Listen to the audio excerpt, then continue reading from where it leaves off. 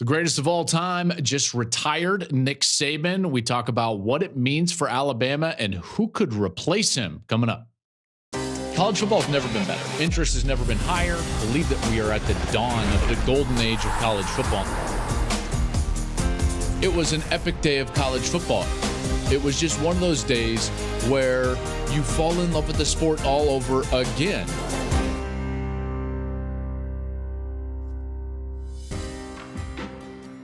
Okay, here we go. We knew some news would come down this week in college football.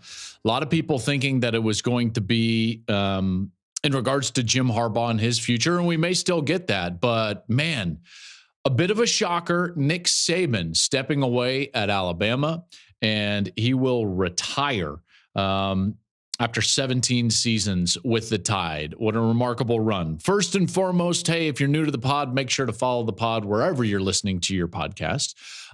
If you're watching on YouTube, make sure to subscribe. Go ahead and leave a comment below because I like to get involved and actually chat with you down in the comments. So leave a comment and I'll chop it up with you guys over the next couple of days right there. You can follow us on social media, by the way, anywhere you like to social media at Joel Klatt Show.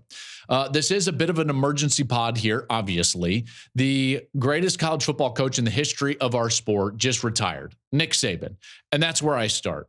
I don't think that there's any question. There's no doubt in my mind and many others, and there certainly shouldn't be. He is the greatest to ever do it. 7 titles, most all time, 6 at Bama, 1 at LSU, reached number 1 in the AP poll for 15 straight seasons. He only coached 17 seasons at Alabama. 15 straight years he reached number 1 in the poll. That's crazy. That is crazy. And all I can say is congratulations, because he went out on his own terms, at least. He went out with a team that he clearly loved and talked about with great praise and admiration, almost as a proud father this year in terms of how much this team grew. But this man is the greatest coach in the history of our sport. We're never going to see this again. Now, for a lot of different reasons. Yes, the landscape is going to be changing, and I don't think it's going to be possible to dominate to the degree that Alabama just dominated over the last 17 seasons. Number 1 in the country at some point for 15 straight years. I don't think that we can quite put that into context. I can't. I mean, what I thought Florida State did, finishing in the top 4 in the AP poll for I think it was 14 straight years, was remarkable. This team got to the pinnacle at some point in 15 straight seasons. What the Atlanta Braves did, winning division titles in the early 90s. That was incredible. But this is never going to be matched. Never going to be matched. I don't care how good Kirby Smart is and how dominant Georgia is. They are not going to be number 1 at some point in 15 straight seasons. It's just not going to happen because the sport is changing in so many ways. And Nick Saban did this in an era in which it was harder to dominate than it used to be. I firmly believe that. This era is incredibly competitive from a recruiting standpoint because there are so many teams that can recruit nationally. And it's not just about regional recruiting. This era is just more difficult to dominate. And he has dominated to a degree, that we've never seen before. And we never will see again. Not with NIL, not with transfer portal, not with a 12-team playoff. The way that talent is starting to disperse across the country.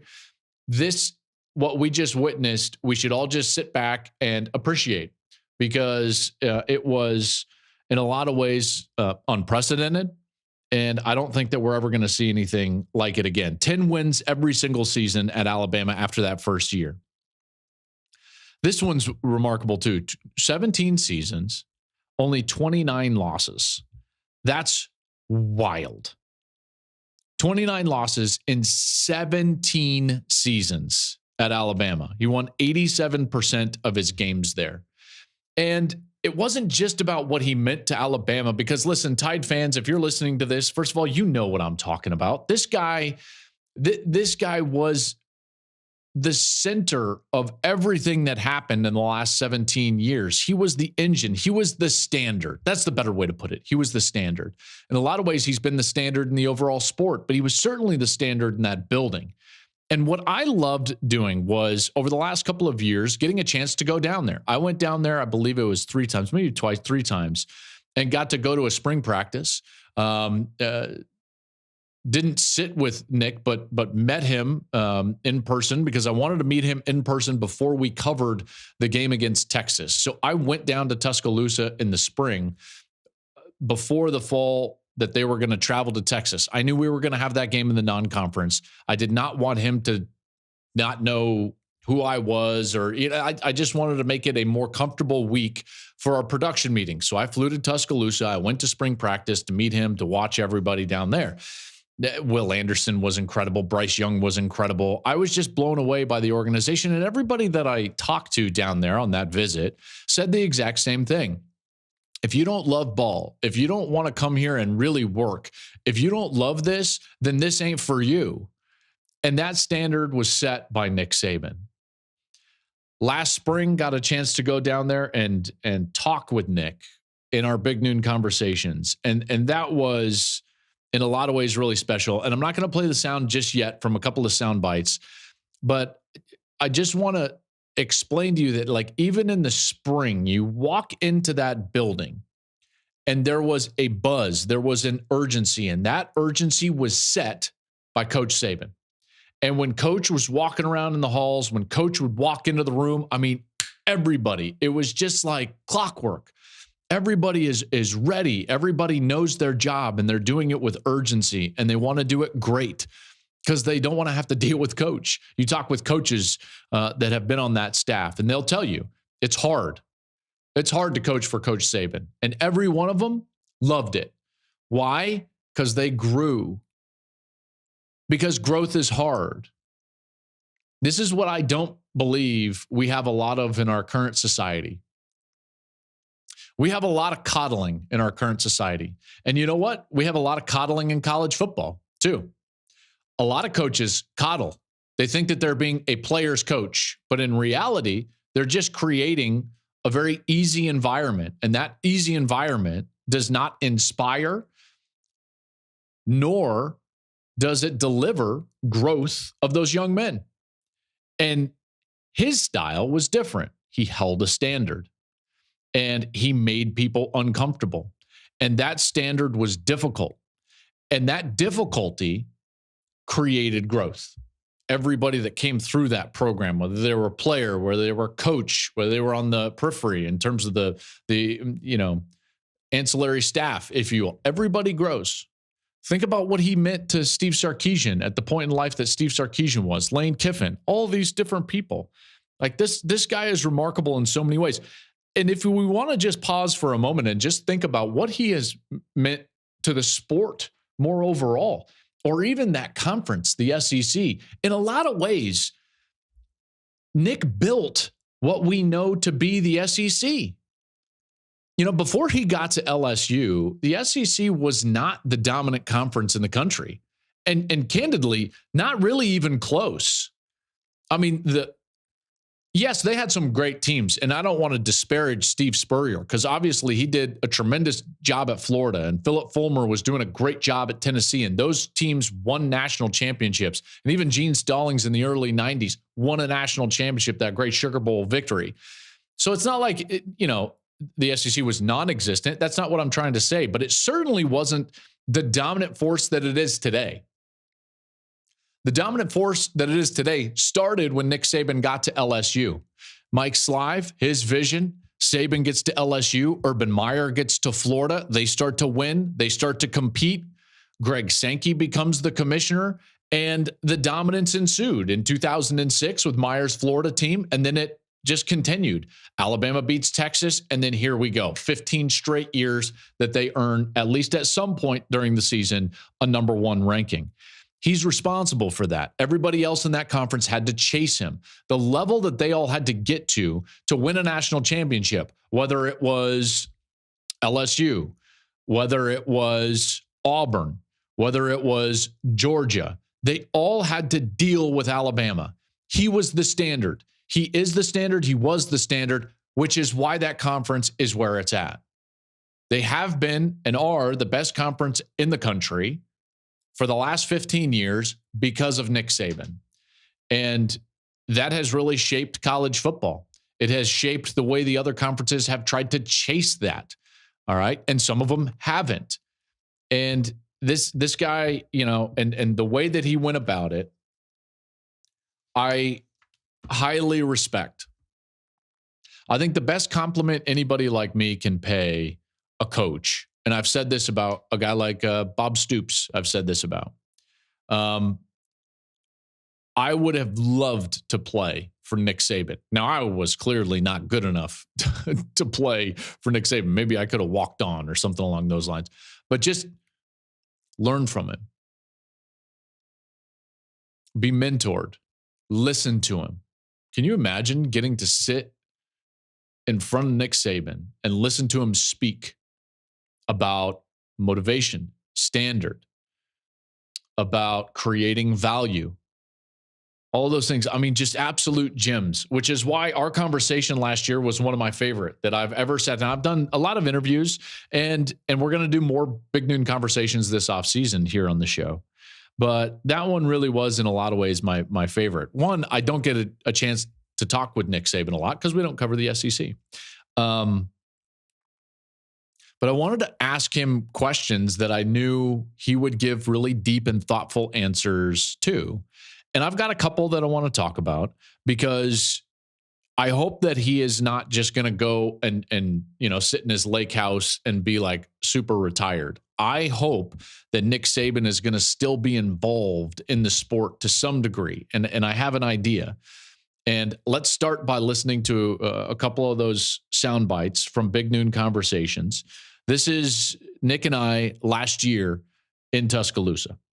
If you were to start to address some of the issues in college football, where would you start?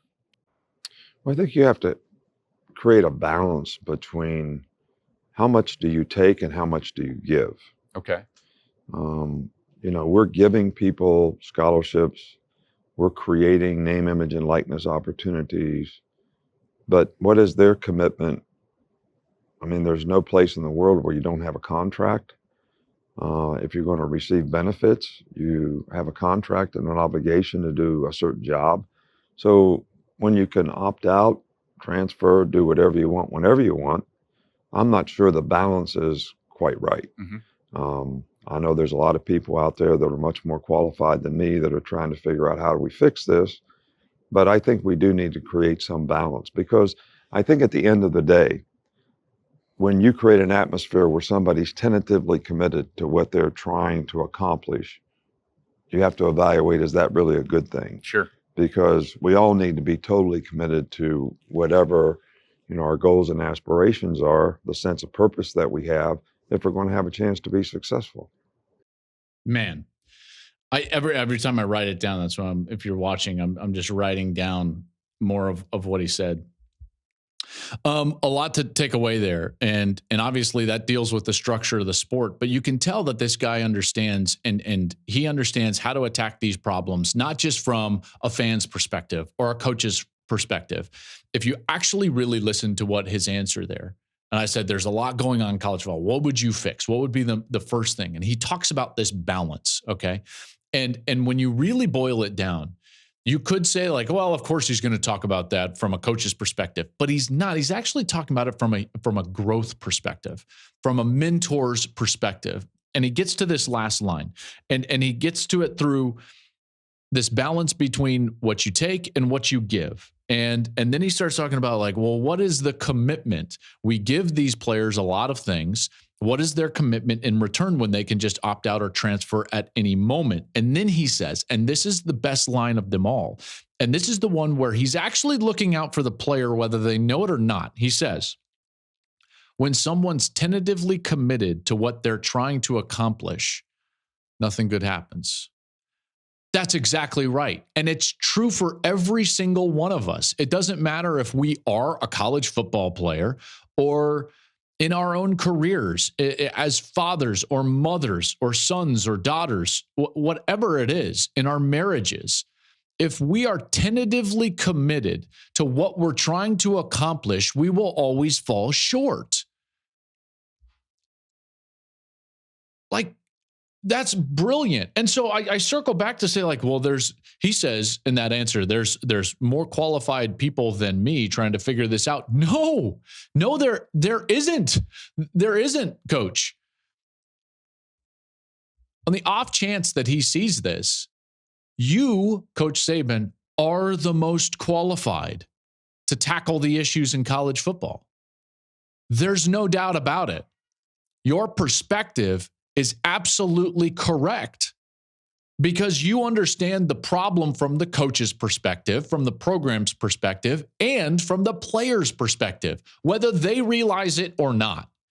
These players, they want all of these things. And you know what? It's good that they have them at this point, but the structure needs to at least change a little bit because of the balance between what you take and what you give.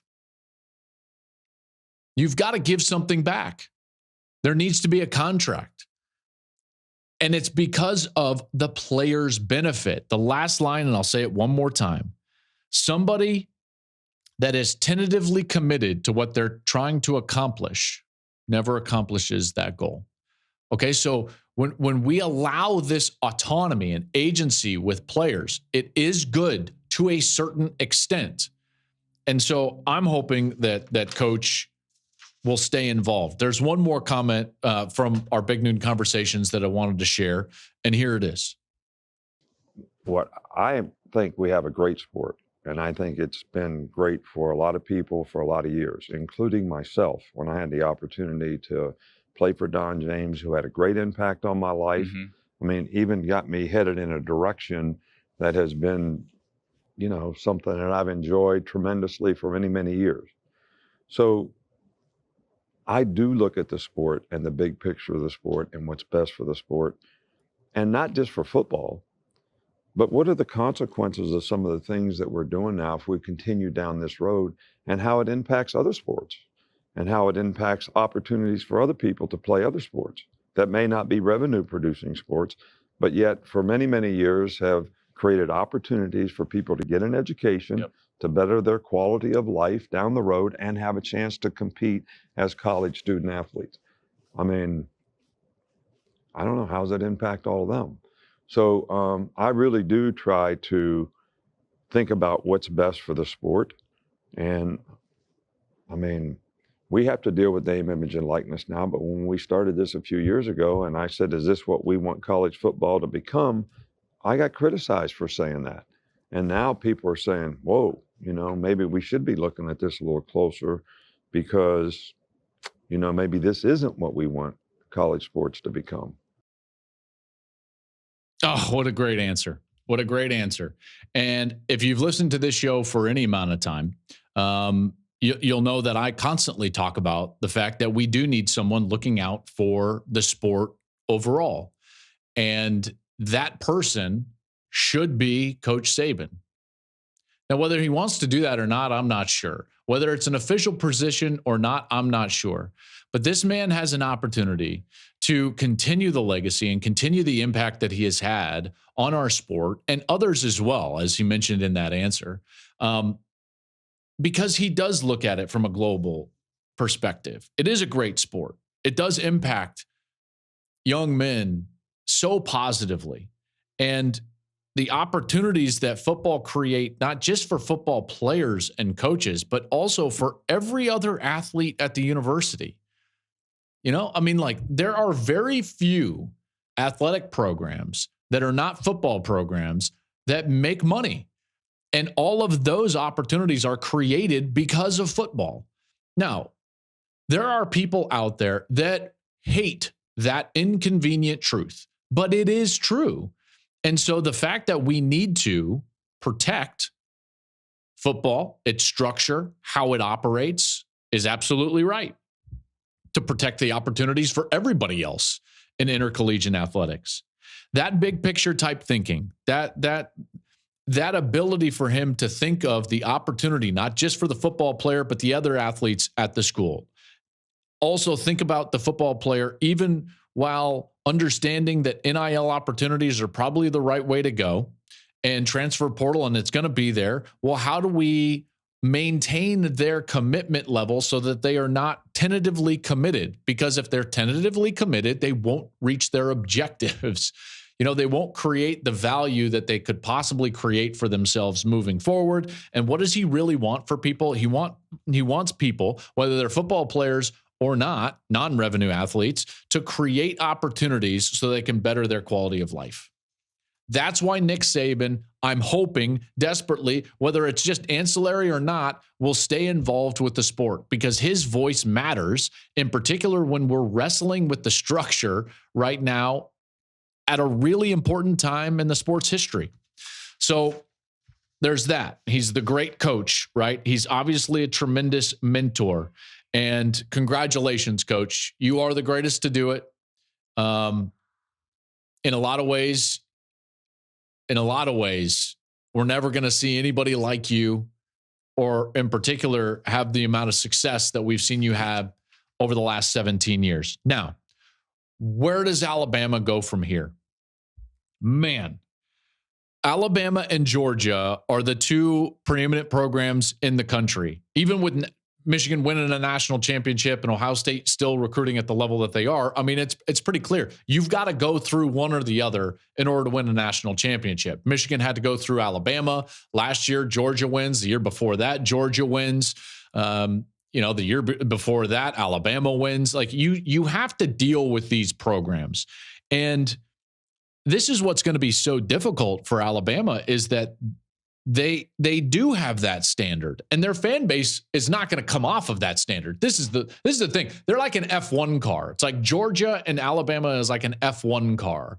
And nobody really gets to be behind the wheel of an F1 car in college football. None of the other programs are really like those two. Maybe Ohio State, maybe. And I think Ryan Day probably has a unique understanding for at least the expectation, and then deals with the pressure that these two guys do, Kirby and Nick Saban. But Alabama is a different animal. 15 straight years reaching number one. It is an F1 car. And now somebody's going to be asked to go drive that car, but they aren't going to have F1 driving experience. They might be a racer. Okay. They're going to be a coach, and they might be experienced, but they won't have driven that car. And the first time they get behind that wheel, they're going to be required by that fan base to win the race. This is an incredibly difficult position for whoever gets this job. And yet it is, as I would put, one of the most coveted, if not the most coveted positions in the sport. So now we've got to look at like, what's going to need to happen at Alabama? What do they need? How quickly do they need to move? Well, in this day and age, with players having the ability, once their coach moves, to also move, they need to move quickly. I think Bama needs to hire somebody in the first 24, 38 hours.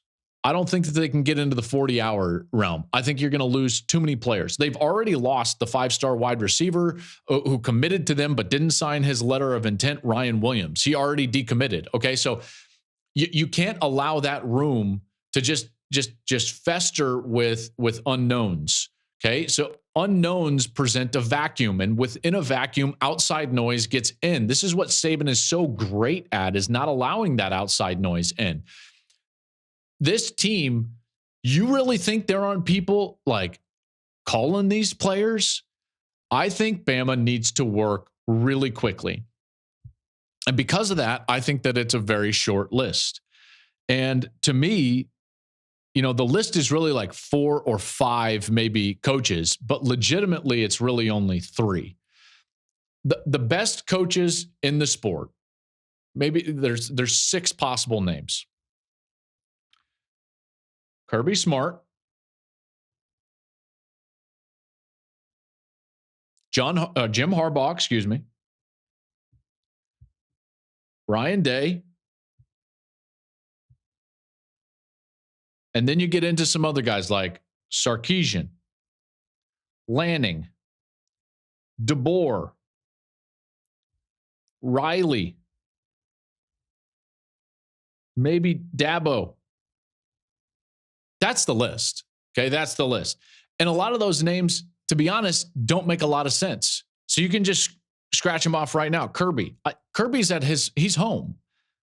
Kirby doesn't want to, I don't think Kirby's going to go to Alabama, nor do I think Alabama should sniff around there because Kirby can't even entertain that with his fan base. Jim. If Jim's coaching in college football, he's coaching at Michigan. Plus, Alabama's not going to want anything to do with Jim Harbaugh. Dabo. Well, that's interesting because he could go home. Here's the problem. He has shown over the last few years that he has been incredibly rigid. Now, I think he's an excellent coach, but not shifting as the sport shifted, I think has really hurt Dabo. We see that in the record that Clemson has had. One of the things that Saban has done the best of maybe anybody is his willingness to evolve. We've seen his willingness to evolve as the sport has changed, as the schematics have changed, and he has evolved with it in order to stay ahead of it, in order to retain his standing as the best. So in a lot of ways, like, I don't think the fan base would even be all that thrilled with Dabo because it's like, well, Dabo, the game kind of passed him. Now, he might return and he might shift and evolve. And you know what? I hope he does. I think that would be great if Clemson got back to a point that they were a couple of years ago. But at this moment, I don't see that. Ryan Day. I don't see that either. Like, I don't think that Alabama is going to want Ryan Day. I don't think Ryan Day is going to want to go to Alabama. So that's not really a fit. Lincoln Riley, that doesn't really make sense, in particular after the struggles that they've had this year. And so here we go with the three names that do make sense. Here we go. This is the list. Steve Sarkisian, Dan Lanning, Kalen DeBoer. That's the list. I believe the next Alabama coach is one of those three individuals. And the reason I ordered them this way is, well, let me just walk through it. Steve Sarkisian. Saban gave him his first job after he was fired from USC. And he was an analyst, ended up being the OC in the championship game after Kiffin's kind of dismissal or debacle. He went to the Falcons as an OC, came back. And I will tell you a story, and I know this to be absolutely true. Before Steve got the Texas job, the year before, he had an opportunity and was offered a job that he was willing to take and wanted to take. And he went back to tell Coach Saban that was his plan. And Coach Saban said, you don't want to coach there. I think that you're going to be great here after I leave. Okay? So I think Coach Saban wanted to, through Steve Sarkisian, set up Alabama like Oklahoma did with Bob Stoops and Lincoln Riley, or like Ohio State did with Urban Meyer to Ryan Day. I believe that was Coach's intention, but it didn't work out that way, okay? And, you know, life gets in the way, success gets in the way, opportunities get in the way. And so Steve decided not to take that job that was open that he was willing to take and wanted to take. He stayed with Alabama for one more year, and then he got the job at Texas. And Texas was a job that I think both of them acknowledged, like, yeah, you don't turn that one down. You don't just so go ahead. But at some point in the last few years, Steve Sarkisian has envisioned himself as the Alabama head coach after Nick Saban. He had so much success there as an offensive coordinator. He's had so much success as a head coach now at three different places. And maybe USC wasn't ultimate success, but he built Washington from a no-win program into a perennial bowl contender. He has his life issues at USC. He changes his life. He becomes a great offensive coordinator, goes to Texas, and now has built them into a team that we all think is going to be in the top 5 next year. Went to the playoff at Texas. So that's got to be their first call. Through his experience, not only at Alabama, but as a head coach, I think Steve's going to be the first call for Alabama. I would be shocked if they haven't already made it. Now, here's the thing. I don't think that he's going to want to go back. That's just a hunch, but I don't think he's going to want to go back, which means that the second call goes to Dan Lanning. All right. And I'm sure that call has already been made as well. He was a grad assistant under Saban, so he doesn't quite have the timeline or history under Saban that Sarkisian did, but he cut his teeth under Kirby, and Kirby's basically an extension of Nick Saban. And so that is the Nick tree, right? That makes a lot of sense to me. He's still young, by the way, very young. He's just 2 years into his head coaching career, but he's built what we all think could be a powerhouse at Oregon. I think Oregon might be the favorite in the Big Ten next year. In a lot of ways, and I will still, release a way too early top 10. More on that in a little bit. But Oregon's going to be an incredibly difficult out next year. This is going to be a really good team. So Dan is building something special up in Eugene. He's going to get a call. There's no doubt. Now, he's got quite a buyout, and money's not going to be an issue. Oregon's going to be able to pay him whatever he wants. Steve's going to be able to get whatever he wants at Texas. Dan Lanning's going to have to make a really tough decision, a very tough decision. I don't know which way he's going to go. I don't think anybody, maybe the most ardent Ducks fans, but certainly no one outside of that realm would question or give him grief if this is the decision that he made to go coach at Alabama, right? I mean, it's Alabama. Now, does he want to do that? I'm not sure because he's got a small family, young family, I should say, that really likes Eugene. He's building something that he knows can compete at the highest level. He's going into a conference that's going to have direct access and plenty of at-large opportunities in the future 12-team playoff. If they are to get a home game, now he's got the ability to get everybody up there in Autzen, which is a very difficult place to play. The only hard part is that it's a bit difficult to recruit just because of geography. Now, he's done a great job. Resources are not an issue, so he's got to make a decision. Does he want to be the guy that follows the GOAT? I don't know. That is a really tough decision. I believe his buyout is right around $20 million. I don't think that that's going to be a factor for Alabama. They're going to be able to pay top dollar. They're going to be able to buy out. I don't think money is going to be a factor in all this. Everything, at least in my estimation, is going to be about willingness, not money, but willingness. And so the first call goes to Sarkisian. I think Steve's going to turn it down. I think the next call goes to Dan Lanning. I'm not sure. I think that's 50-50. If Dan wants it, I think he gets it. And it probably happens in the first 20 hours, like quickly. Wouldn't shock me if there was some sort of joint press conference, if that's the case. A handing off or an anointing, if you almost, you know what I mean? Because that would keep the locker room intact. It's like Nick sits in front of the team and he said, this is your guy. I sign off on this. I think that would obviously alleviate a lot of the concern about what happens to that roster or locker room. If it gets past Lanning, I believe the next one is Kalen DeBoer. Now, he signed an extension last November. He's got a $12 million buyout, but again, I don't think the finances are going to be an issue.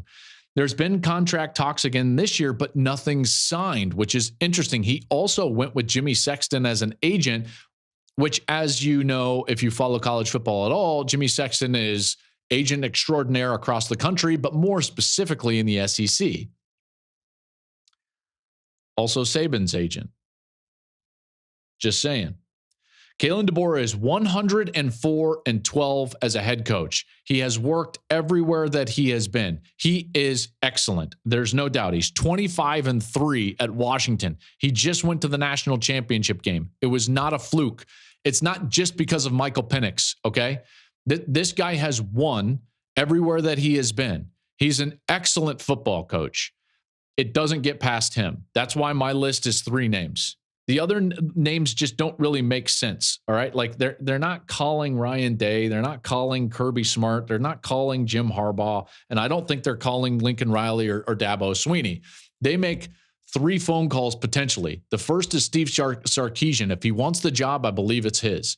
If he doesn't take it, the next offer is Dan Lanning. If he wants the job, I believe it's his. And if he says no and stays at Oregon and wants to go to the Big Ten, I believe the next call is to Kalen DeBoer. He doesn't turn it down. If it gets to Kalen DeBoer, that's your next coach at Alabama. That's the way that I see it going. By the way, that is no inside information. That's That's my gut feeling about how this is all going to go. That's my gut feeling. And I do think it's going to happen really quickly. I'll be very surprised. As I'm recording this, it is, 6 p.m. Pacific time on, what is today? Wednesday. If it's 6 p.m. Pacific time Thursday and Alabama doesn't have a head coach, I'm going to be pretty surprised because of the immediacy and the urgency that they need to act in order to maintain that locker room. All right. It's just different than it's ever been. I would be very surprised if Alabama didn't have some prior notice. I would be very surprised if, and here's the best part, like Jimmy Sexton is so involved with all of these guys. It's not like there's a lot of people that have to know. So just saying, it's going to send ripple effects through college football though, because then all of a sudden, one of those jobs is going to be open, Texas or Oregon or Washington. And those are great jobs. Those are great jobs. So we will see how this all plays out here in the next 24, 40 hours or so. But I do think it's going to move really quickly, and I think it needs to move very quickly. Okay. Hey, remember to follow us on the podcast, wherever you get your podcast. Subscribe to the show on the YouTube channel. Leave a comment below. I'd love to be in the chat with you as well, and I'll jump in there and comment on some of those comments throughout the week. And then follow us on social media. Wherever you get your social media, we're at Joel Klatt Show. If you want to follow me personally, not affiliated to the show, that's at Joel Klatt on Twitter. All right, this has been an emergency pod. I know I teased earlier in the week that I was going to have a top 10. We already did it. And now it's, as you can imagine, kind of blown up because I don't know who's going to be the coach of some of those teams that I have in next year's top 10. So we'll try to figure out when we're going to release it or whether we're going to retape it or whatnot. I'll try to tweet that out as soon as we kind of figure that out. But we'll finish with this. Congratulations, Coach Saban. You are the greatest to ever do it. And in a lot of ways, it has been fun watching you dominate this sport that we all love. That'll do it for me today. We'll be back with another episode soon. So we'll keep you posted on all those social channels.